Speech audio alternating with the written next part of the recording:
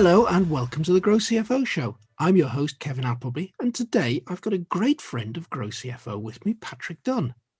Good afternoon, Patrick. Hi there, and good to be with you. It is. Patrick, you've done some great things for us on the inside of GrowCFO, but I don't think I've ever had a chat with you about you yourself. So tell me a little bit about Patrick Dunne. Where does he hail from? How did he get to where he is now? Yeah, well, so I hail from that well-known place for directors, Toxteth in Liverpool. I was one of six kids, classic Irish immigrant family in Liverpool, and I managed somehow to get myself to university and do maths, and then spent a spell in the chemicals industry. Went to business school, got an MBA, then spent the bulk of my executive career with 3i, ending up on the operating committee. And during my time at 3i, doing a ton of stuff around boards, being on boards in all sorts of things. And in my spare time, building some social enterprises. So when I retired in 2012, I had many things I wanted to do. And I've spend probably a week a month in Africa normally. This is not normal time, but with the two charities I founded, one called Work in Africa, one called ESSA, both focused on education. And today I have a business called Bordelta, which does work with boards, both on the advisory side and also quite a lot of training. So I have a partnership with the FT, for example, and help out a lot with the FT board director programs, including the diploma. I'm a visiting professor at Cranfield. I am on the board of the Chartered Management Institute and chair the oversight board for the Chartered Management Consultants Award, which is a joint venture between the Chartered Management Institute and the Management Consultants Association. And I chair the EY Foundation for EY. Apart from that, I've got three grown-up boys who bring huge amounts of joy and live in Southwest London. So the lad from Toxteth certainly managed to lose that Scouse accent. Yeah, well, if you're an Irish family and you don't always have that Scouse accent, it's sort of one of those things. But yeah, and I moved away, sort of early, but I've the vast bulk of my life has been outside of Liverpool, although I spend a huge amount of time I go back to Liverpool a lot to see my mum who's still alive. So an amazing city. Indeed. It's a city I haven't spent a great deal of time in. I've visited once or twice for client things, but yeah, it's I think of Liverpool and my home city of Newcastle as having very similar cultures and very similar reasons for being there through industry and so on. Yeah, our football teams are as good as yours. Yeah, I was going to say there's a big difference there, isn't there? But anyway, Patrick, you've written a book that I keep hearing a lot about, which, not remarkably, given the history of your career, is called Boards. Tell me how that came about. Well, it's the fourth book I've written, actually, but I had a very long break. So the other thing I didn't mention is that I'm mildly dyslexic, so writing doesn't naturally come to me. I'm sort of more mathematically inclined. But in 1997, I published my first book, which was about running board meetings, because I've been to some really bad board meetings, and I came out of one of them and wanted to give this guy who was the chair a book, so it would save me a lot of time. And I couldn't find one, so I wrote a pamphlet, 6-page sort of pamphlet about running board meetings, and that we just used that at 3i, and I think there were 13,500 of them went from our receptions, and a publisher approached me and said, can you turn this into a book? It's sort of useful stuff, really, and I did. And then I wrote another one about directors' dilemmas, a series of difficult choices board directors have to take, and then a non-exec handbook. And then I got rather sort of fed up with having to do new editions and all the rest of it. And I had a break from 2003 until last year on the writing books thing. But because the other books had done quite well, and a number of people had asked me to update them, and the FT had wanted a course book for their board director programs, and I actually felt the urge again to write, and I was traveling a lot. Traveling is great for writing. Oh yeah, you're stuck in And that airport or whatever, just with your laptop. yeah, With so it. I was thinking about the topic boards, and I thought, I wonder if anyone's got the title boards, and no one had, which was remarkable. So I got the title, and I set about trying to produce something that I thought would be useful to people, so a practical guide rather than an academic piece of work. But I wanted also to put some ideas into the book, things which I felt were important, interesting, and useful. But as ever, I also wanted to put a series of real life situations in to give ideas life. And in terms of structuring the book, I love triangles, and ages ago I'd came up with this triangle of purpose, people, and process when thinking about a board and its effectiveness, and I thought that would make a good structure for the book. So there's a chunk of stuff around, purpose of the board, purpose of different roles, interaction with the management team and the board, all that kind of stuff.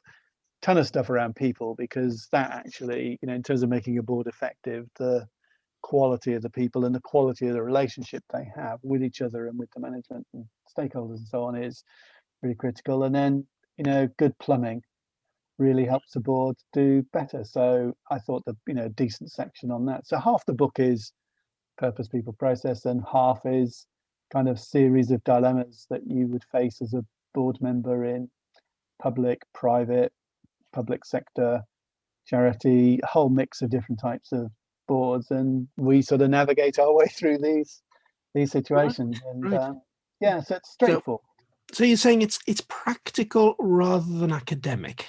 That's great. I like that sort of book. It is, but it also, where I have an idea, what I've tried to do is find evidence or research which supports that idea as well. Yeah. I've done it that way round. So Yeah. I'm hoping there's some really useful further reading and other things for those that are interested in that. Yeah. So who is it aimed at? It's aimed at probably three groups of people, really. People who are directors, trustees, board members, people who are aspiring board members, because I think that there isn't a lot for the aspiring group about, and people who work with boards. So, a lot of people work with boards but aren't on a board, or, that's not the direction they're going to go. But actually having a really good insight on, how boards work, and why they work that way, and all the rest of it is probably very helpful if you're just working with a board. So you may be a consultant, you may be something like that. And of course, as you'll see in the book, I think the role of the CFO is really critical in making a board work. It's a key figure in that Venn diagram intersection between the board and the management. And so it's also aimed at CFOs. Brilliant. It sounds as though I should actually be getting on and reading a copy. It's been on my reading list for a while, Patrick. Somehow the last 6 months seem to have been so busy. I seem to have done very little reading. But I'm sitting here thinking about my position and thinking, well, yeah, that could potentially be very interesting. I am trustee of a charity. It's a very small one. But I've been a governor stroke non-executive director of a major further education college in the Northeast. Gave that up because of lack of time. But in being a management consultant for the last 25 years and being normally the finance guy in the consulting project, my client has more often than not been the finance director or CFO. So I can see I'm dropping into probably nearly all three of your categories as somebody who's been on a board, somebody who works with boards. I haven't really been a non-exec properly, on a Mm. on a private sector board. And I think that's something I'd love to explore in the future. So I can see the relevance of the book for somebody who wants to be on a board. Yeah, and it's focused on the things that people actually do. So it's not a sort of, a long book about the duties and responsibilities. It's about the practical things that you do, making decisions, Mm. uh, building a board, what's Yeah. the people, all of those practical things, managing conflict, all of that stuff. So, Patrick, what makes a good board? I think, if I go back to my little triangle, which, when I was looking at investments to make through, I always used to think of, is this a board that's got clarity of purpose? So has the organisation got clarity of purpose? And are they clear what their role is? Mm. Is it a board with the right people working together in the right way? And has it got the right process for that sort of organisation? So, if that's a public company, that's quite a different set of processes to a small private company. If it's private equity backed, it'll have different processes again. If it's a public body, it will have other uh, uh, processes and sort of context around it, and quite different people. So I would generally go back to that, and I think if you've got that alignment behind what you're trying to do, you've got a really good bunch of people working together really well, and you've got good underpinning process, then that's basically it, really. Yeah. Now, you said earlier that CFO was very important in making that board work. To what extent, though, is the chair important? The chair is critical. I think if you were saying, when I'm talking with private equity people, um, and I say, you've got a limited amount of time to do due diligence on a board. If you had four characters to prioritize your due diligence on, let's just say you could only Mm. prioritize on four, I would tend to go for the chair, the CEO, the CFO, and whoever is the most senior of the independent directors. Because that's the nucleus of a really good board. I think the CFO plays that kind of fantastic interlocutor role Yeah. between the executive and the board. They should be a partner and peer to the CEO rather than a servant to the CEO. There's something in the book I've written about. It's like a sort of Maslow's hierarchy of needs for CFOs. Um, and looks at, if you were recruiting a CFO as a board member, what would you look for? Uh, and uh, and I go through that. But I think it's a very challenging role. It's partly why it's so interesting and attractive to many people. And you kind of have to be independently minded. You have to be the one within the executive to perhaps say the things that need saying and to challenge and all the rest of it. You have to be you know, uh, a really good critical friend with the CEO, as well as a great support to the CEO. And within the board, the board absolutely is dependent. I would say critical, but the chair really is responsible for building the board team, making sure those relationships are effectiveness, making sure that relationships with stakeholders uh, are as they should be, and is the guardian ultimately of the vision and the strategy, the culture and the values and all that goes with that. Yeah. Love to explore that sort of Maslow's hierarchy on hiring a CFO a little bit more with you. We've spoken about that recruitment process for a CFO on a number of occasions. It's mostly, and last week I was talking to Tony Talbot, who's a headhunter, and we talked about the hidden job market. I've spoken with Andrew Waters on this, but again, Andrew's in the recruitment industry.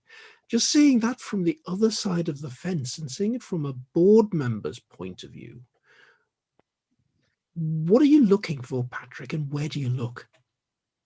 So in my little triangle, which is sort of lines across it, at the base of the triangle, I have integrity. You've absolutely got, as a chair or a board member, to trust what the CFO is telling you in terms of Absolutely. current position, forecast, all the rest of it. You need to have relevant, and relevant is a very key word here, relevant technical competence. So, depending on the nature of the business, its form of ownership and all of that, you need to have a CFO that's got the relevant technical skills. You need to have someone who's got really good management skills, because not least to have to manage themselves, but also have to manage the finance function. And in order to understand and relate to the other executives in the C-suite, I think having that, being a good manager leader is kind of very helpful for that. The area where a lot of people, where I say this, people say, well, really that's surprising, is I think you also need very good sales skills, because a CFO, to be successful, needs to be able to sell the idea of financial control, good budgeting, forecasting, be able to sell the organization to funders. And by good sales skills, I don't mean, overdoing that. A good salesperson can be trusted by the person they're selling something to. So I think there's this is not about smooth schmaltzy sales talk. This is about ensuring confidence in those that you deal with. Then I think they need to have a good level of strategic awareness. So I'm not saying they need to be a master of strategy, but actually, if you want to be a successful peer to the CEO and be respected by the board, your ability to escape the numbers sort of shed and actually take part fully in strategic discussions at board level and with the CEO and with the C-suite, then you need to know your way around the basics of strategy. And then, if you are on the board, and even if you're not, you'll be working with the board a lot. I think having good board skills, knowing how to interact, when to speak, how to interject, how to have influence, how to turn a discussion, all of those board craft skills, actually, I think are useful. The final thing that you need to know about when you're recruiting a CFO, in my view, is have they got CEO potential, and have they got CEO ambition? And you need to know that in terms of could they be a contingency position? Could they, is that something where you've got a succession issue coming up and you could be recruiting in a candidate who could succeed into that role? And actually, you need to know their level of, what, if you're going to develop, I think you take anyone into a company at a senior level, you ought to be thinking about what development you can give them to make them perform even better and add more value to your organization. So I think, if you think they are a potential CEO, maybe of a division or the whole thing, then, when you recruit them, what development do they need for that? And if you think of them in that way, I think you'll probably get the best out of your CFO. That's an interesting last one, Patrick, because I often think of the CFO as needing to be quite different in a way from the CEO. And I suppose I've got, thinking about startups a lot of the time, fast growing businesses, you've got the CEO can be a very dynamic person, can have fingers in lots and lots of pies, be flitting all over the place. And I then see the CFO as kind of the man that's one step behind him and sorting out the detail and making it work. Kind of two very senior roles, but with very different approaches. It depends on the size of the company as well. And I think, if I think of, really good CFOs, so Rosie Drinkwater at University of Warwick is a fabulous CFO at Warwick and has been highly complementary to the various vice chancellors who are effectively the CEOs in the university, and has done quite a lot of commercial type things for the university as well. But I don't think would think of herself as a vice chancellor. And I think that's the case. In a lot of technology businesses, that can be the case. There are many CFOs who are just fantastic CFOs, have no ambition to be CEO, and have all the hassle from their point of view that goes with that.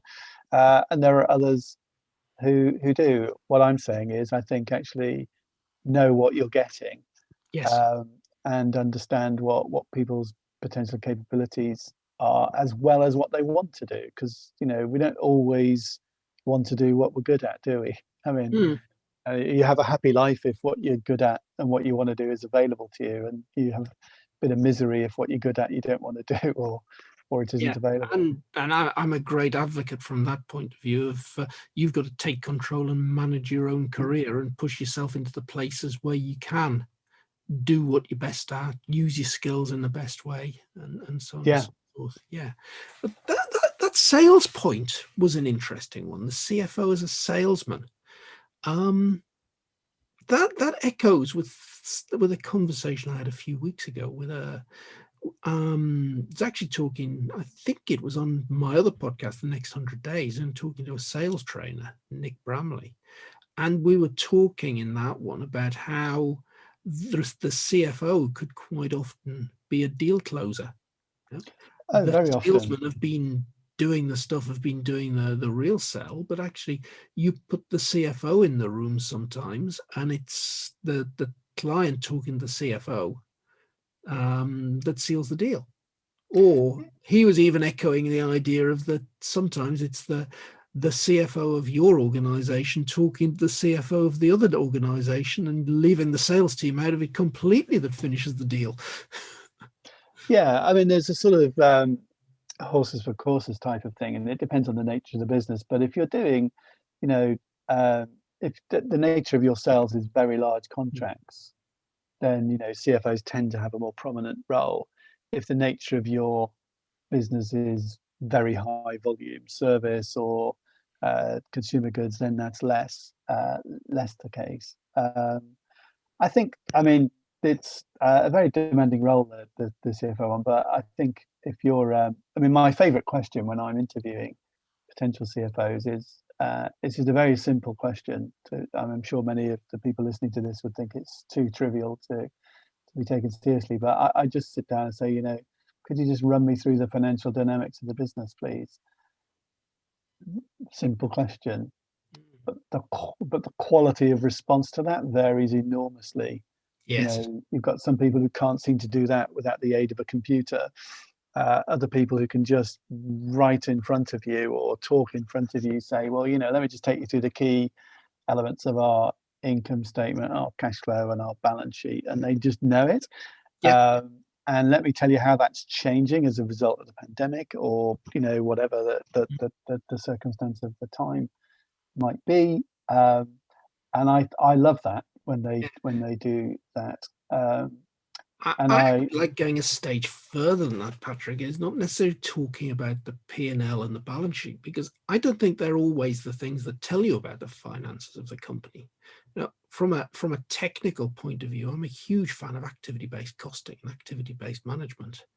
And it's all about knowing the relationship between what the company does and how that drives the cost and how it drives the yeah revenue.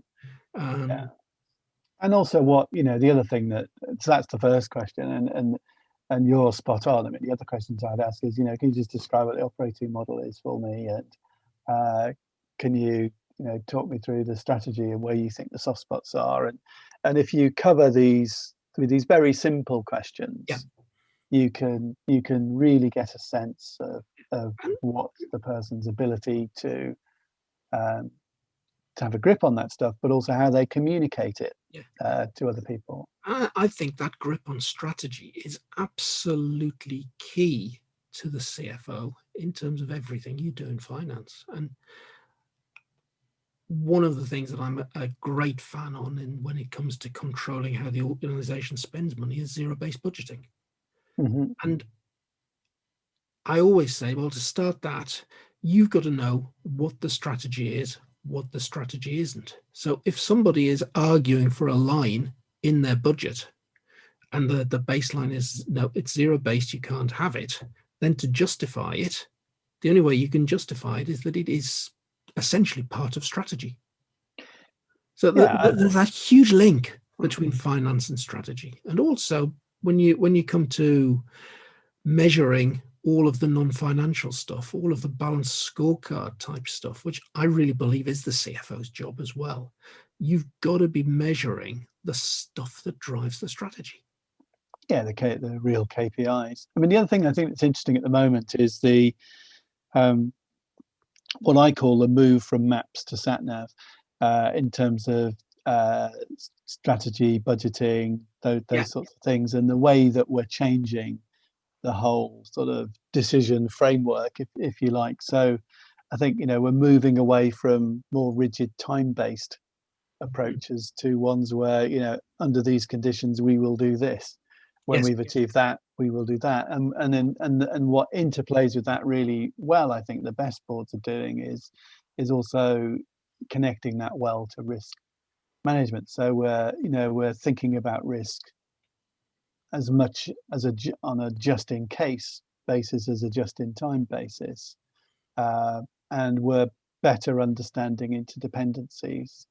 I think the crisis has really accelerated that process, I think, and many organizations have been caught out or surprised by the levels of interdependency and seen the real fragility in complex supply chains or over dependence on relationships where you don't really know whether that person's going to deliver or that company's going to deliver. So I think this linking of the annual budget's a bit like the classic map. We draw it out at a particular point in time, and that's the way we're going to go. We have no other information to feed that, whereas the a sort of dynamic budgeting approaches are more real time, but also allow the ability to plan. Yeah, my experience of budgets is that whatever you put down on a piece of paper, chances are it's wrong. Yeah, but lockstep. I mean, it's interesting having involved in a few reasonable sized startups. The lockstep approach, to spending, and basically going on contingent steps. Yes, step by step we'll go to this, rather than you've got this to spend on people and people go and spend it. I think is interesting, because we've all found in the last year the expectations have somewhat been challenged, and things have worked out quite differently. And actually, that must be more than 15 years ago. I was part of a practice in PwC, the analytics practice, and was part of the planning and budgeting team within there. And we were advocating right back then the idea that you probably didn't have an annual budget, but you should be using rolling forecasts. Go and reforecast once a quarter. You're probably always forecasting 12 to 18 months out.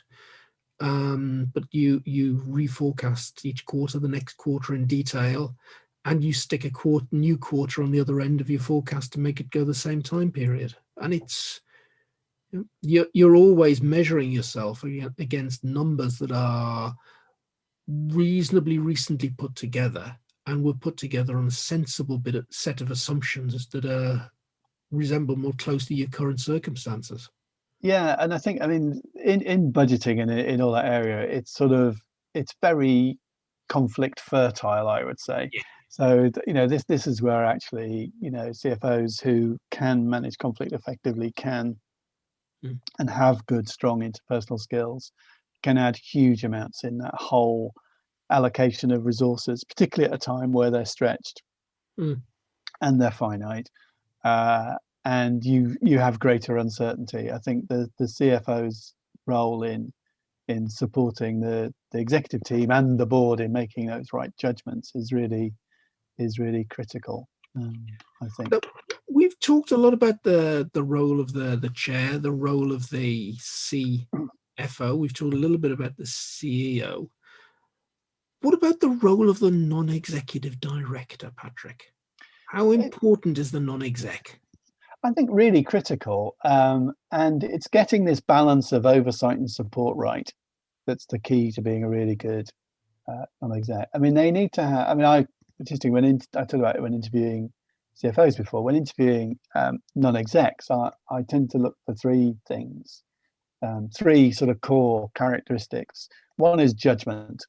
So, has this person got good judgment of people, commercial situations, the things that matter to our organisation. And you can get that from their track record. You can get that from the sort of things they say, and you can get it from giving them a hypothetical or a real situation and saying, how do what advice would you be giving management at this point on this? And you can sort of get a sense of someone's judgment, I think. Then you're looking at the interpersonal skills, because if you want to bring those judgments to bear, then you need to have the influencing skills, the conflict management skills, the sales skills, whatever it might be, to be able to, see the outcomes that you want to see. And the third thing, which sometimes comes as a surprise to people, is you need really good antennae. Because to keep your judgments informed, I think you need to be, acutely aware of all those different inputs that are out there. So whether they're things in board papers, whether they're things you're picking up from the team. And a part of that, I think, is being really actively open-minded. So not just being open-minded, but being actively open-minded. And the difference for me is, an open-minded person will be prepared to change their view if someone gives them some information which, justifies that change of view. An actively open-minded person is constantly on the lookout for information to make sure their views are robust and to add to them and so on. So I think non-execs have to be there's an element of that gatherer about them, in that they read around a lot, they're looking at competitor websites, they're looking at what regulators are saying, they're looking all in the context of the organization, not just the stuff within the organization. And they have what I like to describe as a sort of cuddle and kick personality. So, they get that balance of critical friend and really supportive friend right. And that's a hard thing to do, especially if you've been head down being a CEO or a CFO for a while. You kind of have to get yourself off that wheel and into a slightly different way of thinking.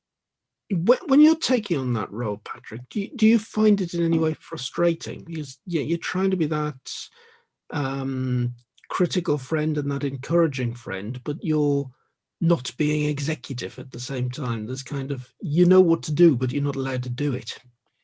I think it's straightforward to resolve that. I think you could feel that, but actually, I think it's back to being clear about your purpose and clear about your accountability and responsibility. What's frustrating, clearly, is if you feel something should be done differently. It isn't done differently. It doesn't end up in the right result. You're on the board. You get the blame for it. That's quite. I know from people that's got a hard thing to live with. But on the other hand, if I've drawn a little picture in the book which goes back to my mathematics. It's a series of Venn diagrams. So if you could imagine, two circles with no intersection whatsoever, they're in a parallel universe. I think that's a very dysfunctional board, because there isn't that connectivity between the non-execs and the execs. If you look at the other end of the spectrum, they're two massively overlapping circles, and they're trying to do each other's job. And I think you make a great mistake if you're a non-exec, if you're trying to do the executive's job for them. That is not the role. That's interesting. Before Christmas, in the GrowCFO Situation Room, we had a conversation about pretty much exactly that. Where one of our lady members who's on a board was having the problem that her chair was trying to do the job of her CEO. Not a good thing. Whereas where you want to be is in the beautifully drawn perfect Venn diagram that John Venn drew all those years ago, where there is clear space for the board and the exec in their roles, but a very nice level of intersection between. And those are things around, coming together to really get the strategy right. How do we deal with the pandemic? The big things. That's where they spend their time on. Now, of course, in the pandemic, I think that level, that sort of intersection has widened out a bit. And it'll be very interesting, because management needed a lot more support and so on. But it'd be very interesting to see how that comes back as things, develop in the next Yeah. in the next phase. And I must admit that I've been on a board where that Venn diagram that didn't overlap took place, and actually left the board out of frustration, because it was a feeling, well, all you're there for is to rubber stamp and approve board reports and governance documents that are coming to you. You weren't actually there to properly advise or make use of the skills you joined the board to share with them. Yeah, and I think it's one of those things where I think, as a chair now for quite a while, it's something I think about all the time, and it's something I never think we've got quite right. I always think, actually, we're in the central zone, but we're not quite there. This period, we bit more, and it's getting that balance of effectiveness and pressure right goes with this, where I think if you think of a normal distribution, a bell curve with effectiveness on the vertical axis and effectiveness on the horizontal, you're asleep on the left, no pressure, no output.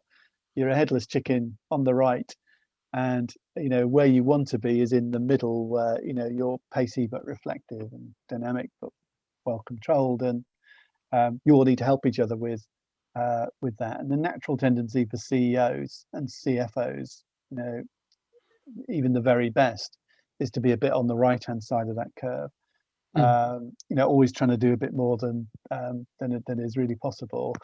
And the natural place where the chair and the non-exec should be is a bit to the right. Always got a bit of space in the tank to take an extra meeting, have another call, go and have a look at something, all of that sort of thing. And I think if you've got that balance, that helps hugely in getting the right place in the Venn diagram as well. So, Patrick, that has been absolutely fascinating. I know we could go on, and we could probably talk here for another hour, but I'm conscious that we've already been going probably long enough for the average listener. I would say that it sounds as though your book and possibly your previous ones are absolute great reading for the future and the existing CFO. So I'll drop a link to Patrick's book in the show note. It's Boards by Patrick Dunne. It's available from Amazon and all other good booksellers. Patrick, thank you for joining us this afternoon. Absolutely, my pleasure. Thank you.